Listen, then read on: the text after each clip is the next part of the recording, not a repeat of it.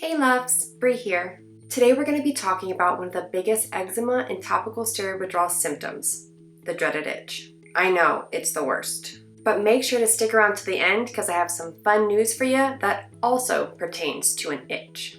Let's dive in. First, why does itch suck so much? Anyone who has never dealt with eczema has no idea how severe and how overwhelming the itch can be. It can throw off your entire day.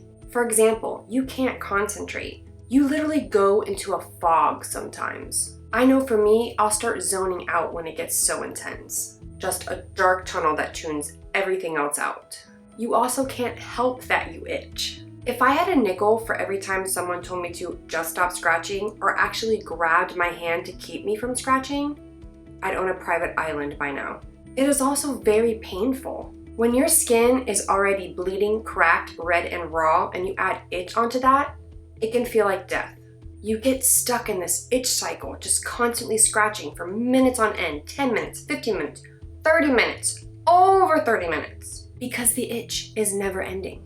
And lastly, it can destroy what was being repaired. We know, we get it, if we scratch, we're gonna ruin what was just healing. But if we could stop, we would. I think the only way to ever describe our itch to someone who doesn't have eczema is allowing them to imagine having millions upon millions of mosquito and ant bites all over their body. And then you stare them dead in the face and you tell them, you're gonna have this all day, every day, and you shouldn't scratch it. That's the only way. And I know you're thinking, Bree, I get it, we already know itching sucks. You totally do. So what can we do that can make it less painful, less overwhelming, and less severe? Here are a few tips coming at you. Number 1, ice packs. Whether it's a cool beverage can from a fridge, a bag of ice, or that quintessential frozen vegetable bag, the coolness can help dampen the itch. It'll numb the area, giving you a small window of respite.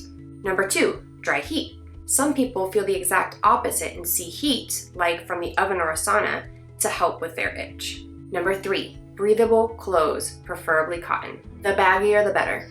And if your hands are the itchiest spot, wear some cotton gloves. I know when my hands are really bad, I liked wearing them because it would cover them and I wouldn't look at them, which is like out of sight, out of mind. Also, keeping them covered helped me not dig into them all the time. Number 4, breathing. Some community members tap into a natural rhythm of breathing or a well-known breathing pattern that can help calm you while the itch is happening. I know when I do this, I breathe in for 4, hold for 4, and then breathe out for 6, over and over until I feel a little better.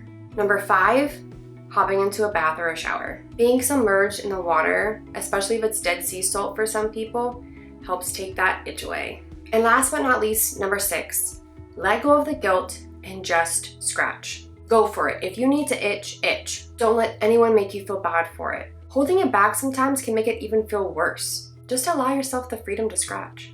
But what majorly helps in that arena is acrylic nails. They are much less harsh than your actual nails. So take that excuse and go pamper yourself. Men, that includes you. I hold no judgment. You guys are the best. I hope you found those tips helpful when it comes to the dreaded itch. But before you go, I have 2 big announcements. 1, the Itch Factor run by Sean and Lynette are still taking submissions. Click the link in the captions and see how you can be a part of this amazing show.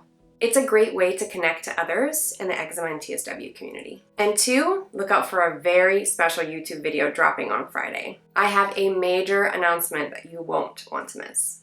I love you, I see you, I am you. Until next time.